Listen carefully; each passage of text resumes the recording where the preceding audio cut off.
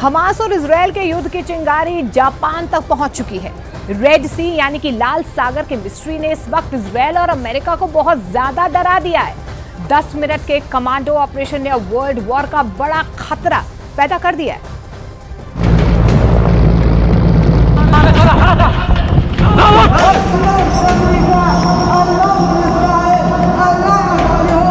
Helicopter एक जहाज के ऊपर मंडरा रहा है।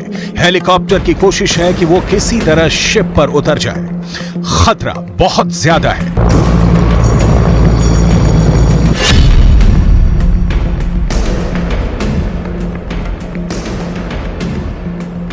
हेलीकॉप्टर के पिछले रैंप वाले दरवाजों पर 2 झंडे लगे। एक है यमन का झंडा और उसके नीचे है फिलिस्तीन का फ्लैग। ये लाल सागर है। दुनिया इसे रेड सी के नाम से जानती है। आखिर यहां रेड सी में क्या हो रहा है? हेलीकॉप्टर किसी तरह जहाज की रफ्तार से रफ्तार मिलाकर आगे बढ़ता है और इस शिप पर उस जगह पर पहुंचता है जहां ये जहाज पर उतर जाए। लेकिन अचानक इस हेलीकॉप्टर से कमांडो निकलने शुरू हो जाते हैं। जहाज पर हमला होता है और ये कमांडो जहाज पर कब्जा करना शुरू कर देते हैं।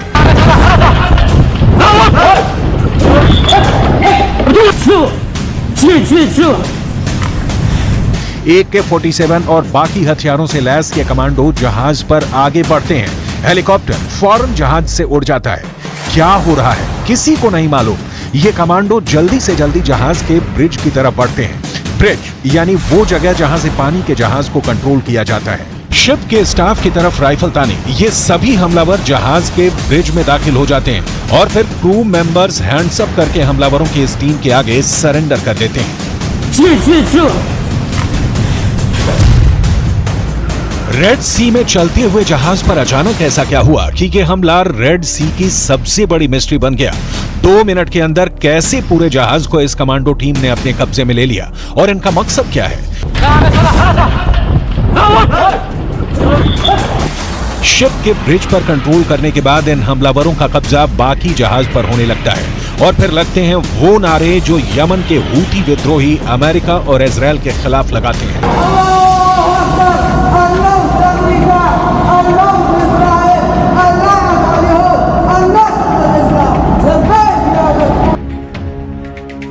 ये है जहाज गैलेक्सी लीडर जो लाल सागर से गुजर रहा था और अब यमन के हूती विद्रोहियों के कब्जे में आ चुका है। उसके चारों तरफ उनकी स्पीड बोट है। जहाज पूरी तरह उनके कंट्रोल में है।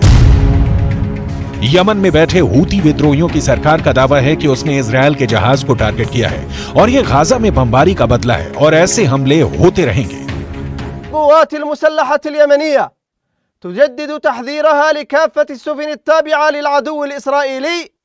أو التي تتعامل معه بأنها سوف تصبح هدفا مشروعا للقوات المسلحة وتهيب بكل الدول التي يعمل رعاياها في البحر الأحمر بالابتعاد عن أي عمل أو نشاط مع السفن الإسرائيلية أو السفن المملوكة لإسرائيليين। बीच समंदर में ये ऐसा कमांडो ऑपरेशन है जिसे इजरायल के लिए 7 अक्टूबर 2023 के बाद दूसरा बड़ा झटका कहा जा रहा है। और ये भी कि रेड सी अब इजरायल के बरमोडा का ट्रायंगल बन गया है। बरमोडा ट्रायंगल वो जगह है जो दुनिया भर के समुद्री जहाजों के गायब होने की जगह के तौर पर बदनाम रही है। लाल सागर का खतरा इजरायल और अमेरिका पर बुरी तरह मंडराने लगा है।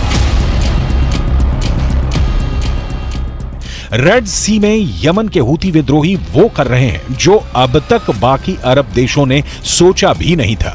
लेकिन इनमें सबसे बड़ा पेंच यह है कि इजरायल ने इनकार कर दिया है कि उसका इस शिप से कोई लेना देना भी है।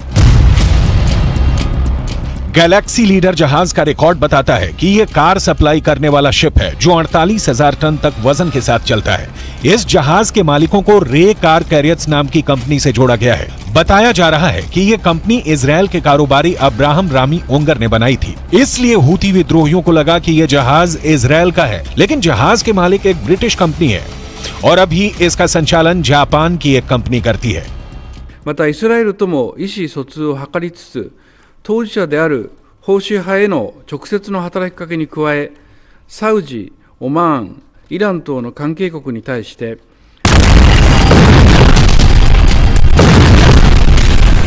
इसका मतलब साफ है, इजराइल और फिलिस्तीन के बीच चल रहे युद्ध में अब सिर्फ अमेरिका, ईरान और अरब देश ही नहीं बल्कि यूरोप से लेकर जापान तक फंस सकते हैं। इस युद्ध का दायरा और बढ़ सकता है। जैसा कि शुरुआत से खतरा बताया जा रहा है, गैलेक्सी लीडर के क्रू मेंबर्स में कई देशों के लोग शामिल हैं। इसमें बुल्गारिया से लेकर फिलीपींस, मैक्सिको और यूक्रेन के कर्मचारी भी हैं और इस वक्त ये सभी हूती विद्रोहियों के कब्जे में है। इजरायल के प्रधानमंत्री नेतन्याहू भी दावा कर चुके हैं कि इस जहाज के स्टाफ में कोई भी इजरायली नहीं है।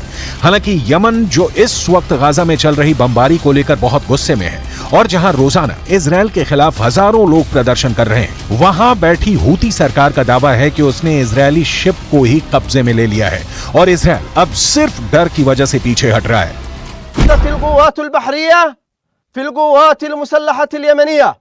بعون الله تعالى عملية عسكرية في البحر الأحمر كان من نتائجها الاستيلاء على سفينة إسرائيلية واجتيازها إلى الساحل اليمني.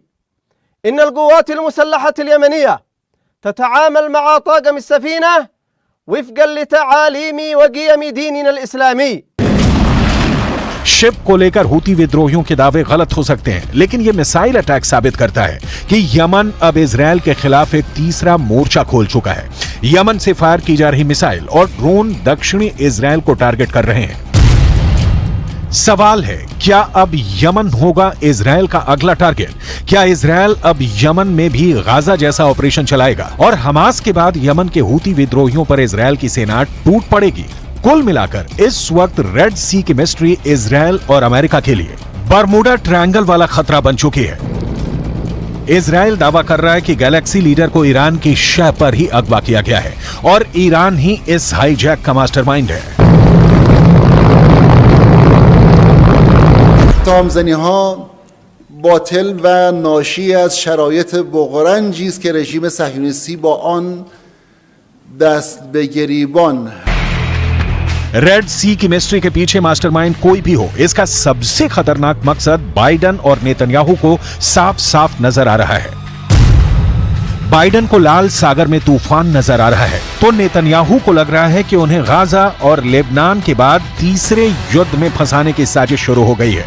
रेड सी की मिस्ट्री अब गाजा में चल रही बमबारी का बहुत बड़ा बदला कही जा रही है। इजरायल और अमेरिका को बड़ी चुनौती 4 एच से मिल रही है। ये चारों एच इजरायल और अमेरिका के लिए बहुत बड़ा खतरा बन चुके हैं। इन चारों एच को ईरान का पूरा समर्थन है। एच से हमास, जिसने गाजा में ग्राउंड ऑपरेशन के दौरान इजरायल को कड़ी टक्कर दी है। एच से हिजबुल्लाह यानी लेबनान का मिलिशिया, जिसने इजरायल के उत्तरी ठिकानों पर हमले शुरू कर दिए हैं।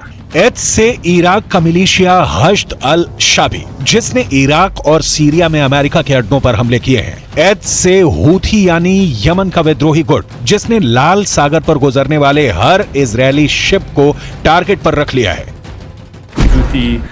Seizure of the motor vessel Galaxy Leader in the Red Sea is a flagrant violation of international law.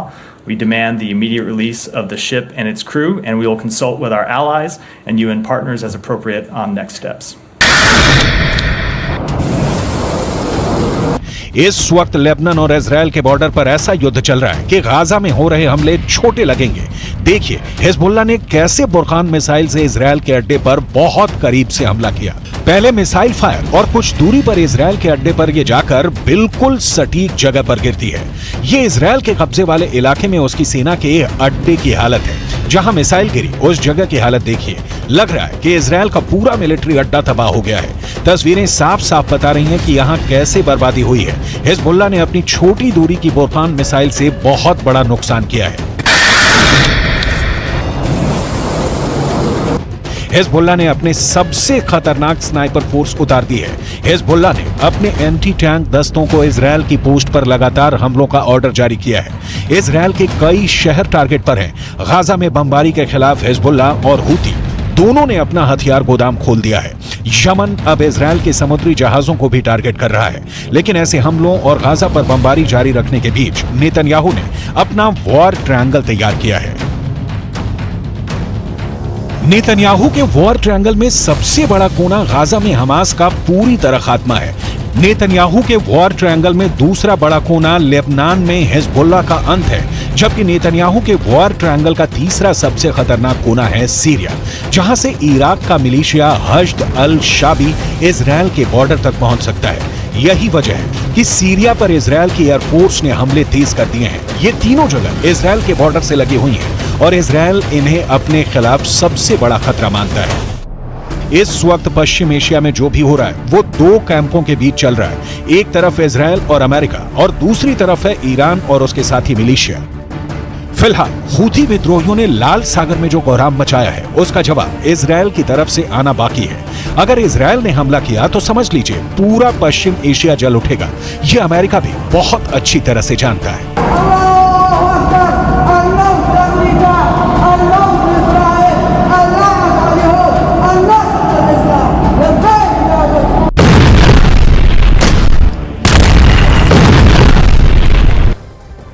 Israel खुद पर हुए अत्याचार को ना कभी भूलता है और ना ही दुनिया को भूलने देता है। इसलिए दुनिया की नजरों में भले ही गाजा के अंदर सीज फायर चल रहा है, लेकिन इजरायल की सेना चुप नहीं बैठी है और वेस्ट बैंक के अंदर इजरायल ने बड़ी जंग छेड़ दी है।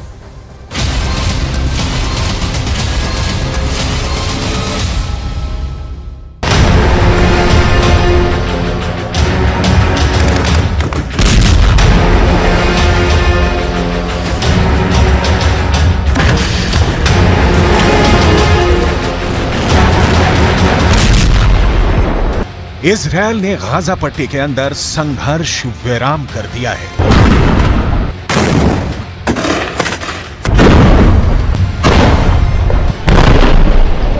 लेकिन बहुत ही रणनीतिक दृष्टि से इजरायल ने फिलिस्तीन के दूसरे हिस्से यानी कि वेस्ट बैंक पर ताबड़तोड़ हमले शुरू कर दिए हैं।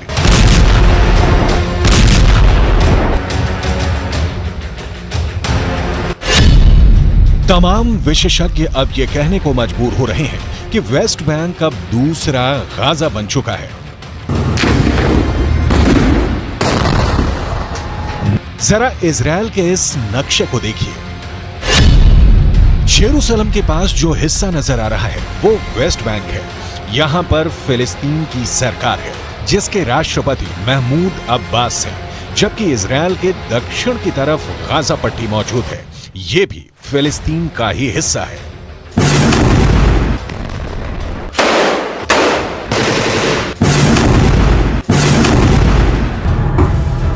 साल 1948 में जब इजरायल और फिलिस्तीन का बंटवारा हुआ, उस वक्त फिलिस्तीन को गाजा पट्टी का हिस्सा इसलिए दिया गया ताकि गाजा पट्टी के माध्यम से फिलिस्तीन का संपर्क समंदर से हो सके और वो विकास की ऊंचाइयों को छू सके।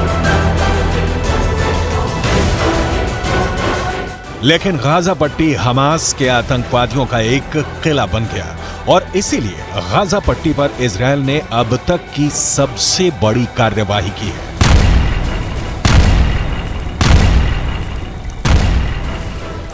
लेकिन 7 अक्टूबर के बाद से यानी इजरायल पर हमास के आतंकवादी हमले के बाद से जिस तरह की परिस्थिति का निर्माण हुआ है, उसके बाद अब इजरायल ने वेस्ट बैंक पर अपने हमले बहुत तेज कर दिए हैं।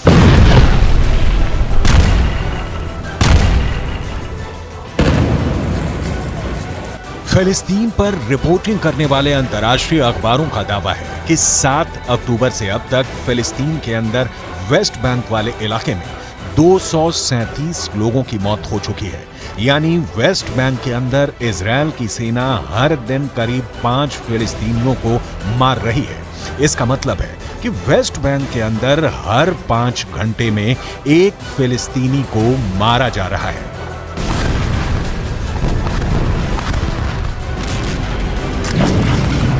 وكانوا ينادوا على البيت واهل البيت في السماعات انه اهل صهيب يطلعوا برا، ما بيعرفوا انه فيش فيها حدا. مبلشين يرشوا عليها بالرشاشات ال500 من ورا ومفايتين ضاربين غرفة صهيب فوق بصواريخ انرجي ومن جوا مفجرينها، وهي الدمار الموجود।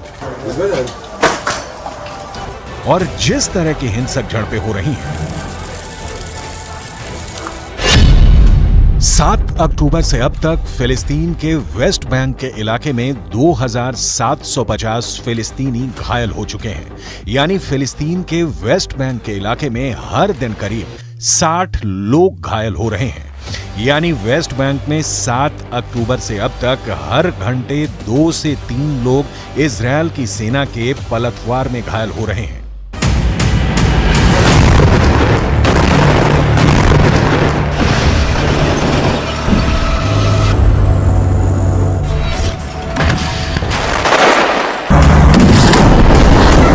यानी अगर देखा जाए तो ये बात साफ साफ नजर आती है कि शांति काल में जितनी हिंसा गाजा पट्टी के अंदर 7 अक्टूबर से पहले हो रही थी, उतनी हिंसा अब वेस्ट बैंक के अंदर 7 अक्टूबर के बाद से लगातार हो रही है।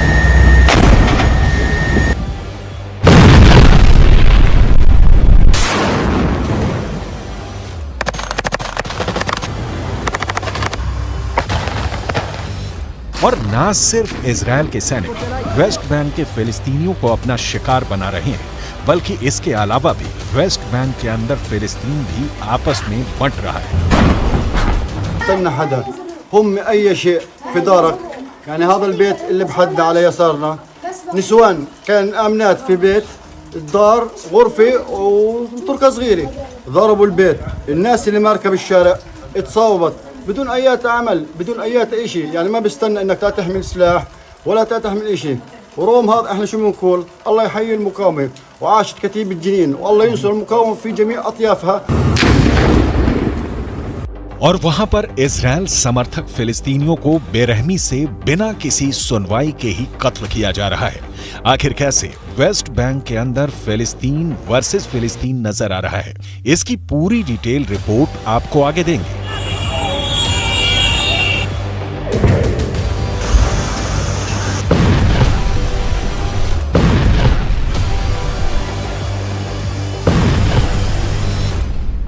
लेकिन सबसे पहले हम बात करेंगे किस तरह से वेस्ट बैंक के अंदर बीते 24 घंटे में एक ऐसा खूनी गदर मचा जिसमें 6 फिलिस्तीनियों को इजरायल ने मार डाला।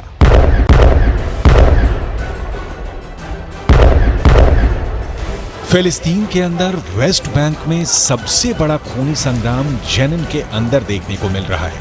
ताजा घटनाक्रम भी जेनिन का है, जहां पर इजरायल की सेना घुसकर एक्शन ले रही थी।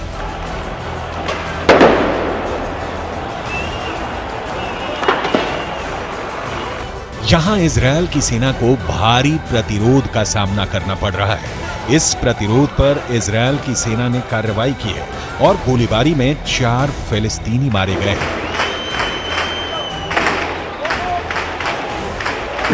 फिलिस्तीन के अखबारों में एक रिपोर्ट आई है कि फिलिस्तीन के वेस्ट बैंक में मौत का आंकड़ा 250 को छूने वाला है।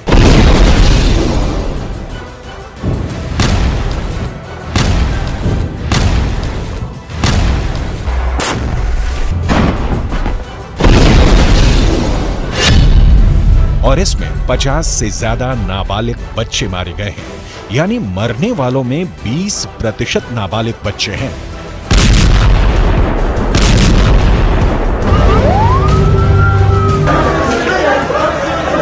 जेनिन के अलावा रामल्ला में भी एक जबरदस्त झड़प हुई है, जिसमें 25 साल के एक फिलिस्तीनी डॉक्टर की हत्या कर दी गई है। इसके अलावा रमल्ला के पास अल बिरेह में भी एक फिलिस्तीनी की हिंसक झड़पों में मौत हुई है। इसके अलावा इजरायल के एक और एक्शन ने वेस्ट बैंक के लोगों को परेशान कर दिया। दरअसल जिस तरह से इजरायल की सेना ने गाजा के अल शिफा और इंडोनेशियाई अस्पताल को घेर लिया था और वहां पर हमले किए थे, ठीक उसी तरह से अब फिलिस्तीन के वेस्ट बैंक के भी 2 अस्पतालों की घेराबंदी का काम इजरायल ने शुरू कर दिया है। इसमें से पहला अस्पताल वेस्ट बैंक में जेनिन का सरकारी अस्पताल है और दूसरा अस्पताल वेस्ट बैंक का इब्र सिना अस्पताल है।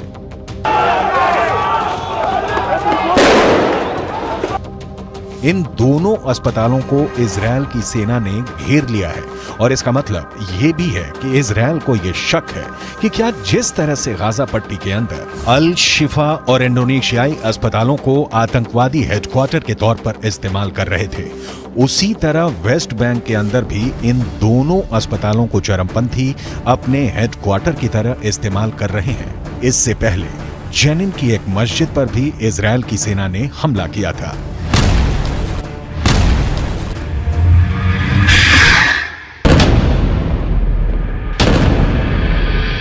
और उसने मस्जिद के अंदर सुरंग की तस्वीर भी जारी की थी।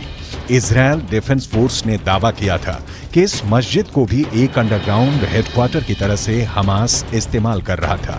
والشاب اللي كان مارك من الطريق من هين قالت في شظايا شاب عادي زيه زي اي واحد ماشي في بلده، بس ممنوع حتى انك انت تمشي في بلدك في حريه او تروح على دارك او اي مطرح، انت مش امن، في جيش، انت هدف في بيتك، في الشارع، على السطح، في اي مطرح، ما برحموا حدا، ما بيستنوا حدا انه يقول زي ما هم بدعوا انك انت حامل سلاح। हमास ने भी बहुत ही चालाकी से जिन कैदियों की रिहाई की मांग की है उनमें से ज्यादातर फिलिस्तीन के वेस्ट बैंक के कैदी हैं, क्योंकि अगर वेस्ट बैंक के कैदी इजरायल की जेल से रिहा होकर के आते हैं तो इससे वेस्ट बैंक के अंदर हमास की लोकप्रियता काफी ज्यादा बढ़ेगी।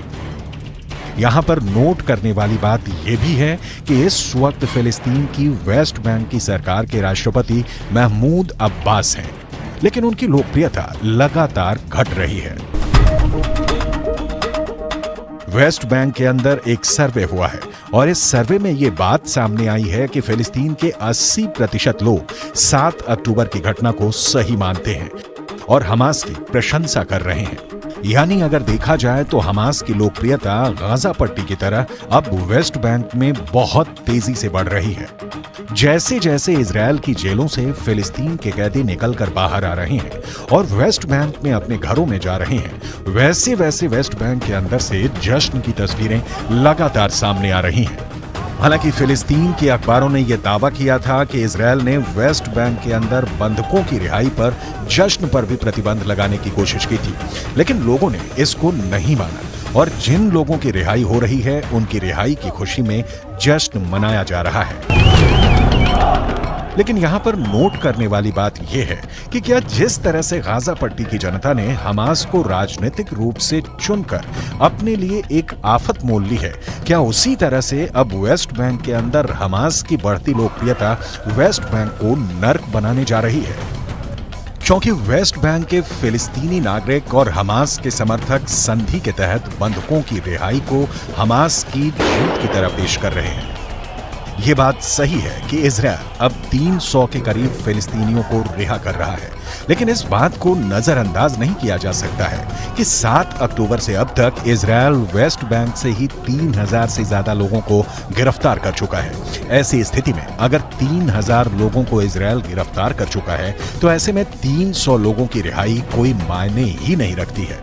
लेकिन शायद वेस्ट बैंक के अंदर चरमपंथ और ज्यादा बढ़ रहा है और इसके लिए इजरायल की कार्रवाई भी जिम्मेदार है, जिसके चलते वेस्ट बैंक में हमास की लोकप्रियता लगातार बढ़ती जा रही है। गाजा पट्टी के अंदर जिस तरह आम लोगों की मौत हो रही है, उससे वेस्ट बैंक में भी कट्टरपंथ आसमान छू रहा है। फिलिस्तीन के अखबारों के मुताबिक गाजा पट्टी के अंदर इजरायल ने जैसे ही युद्ध विराम के प्रस्ताव को स्वीकार किया, वैसे ही अचानक हमले बहुत तेज कर दिए।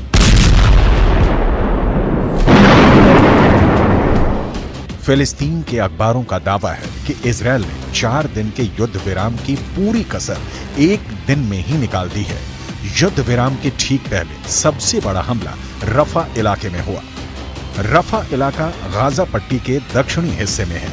ये भी एक बहुत बड़ा शरणार्थी कैंप है और यहाँ पर हजारों की संख्या में फिलिस्तीनी शरणार्थी रहते हैं। दक्षिणी गाजा के इस रफा इलाके में उत्तर गाजा से लाखों की संख्या में फिलिस्तीनी भाग कर आ गए हैं। ऐसी स्थिति में रफा का जनसंख्या घनत्व बहुत ज्यादा बढ़ चुका है और इतने खतरनाक हालातों में इजरायल के लड़ाकू विमान यहां बहुत तगड़ी एयर स्ट्राइक कर चुके हैं।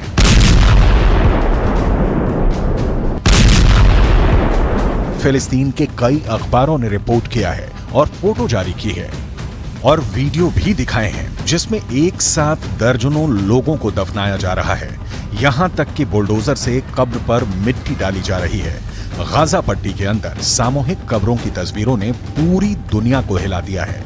फिलिस्तीन के कुद्स न्यूज नेटवर्क ने कुछ ऐसे वीडियो पोस्ट किए हैं जो बहुत ज्यादा दिल दहला देने वाले हैं। वीडियो में दिखाया जा रहा है कि एक फिलिस्तीनी महिला अपने बच्चों के नाम पुकार रही है। मलबे के सामने खड़े होकर यह महिला अपने बच्चों को बुला रही है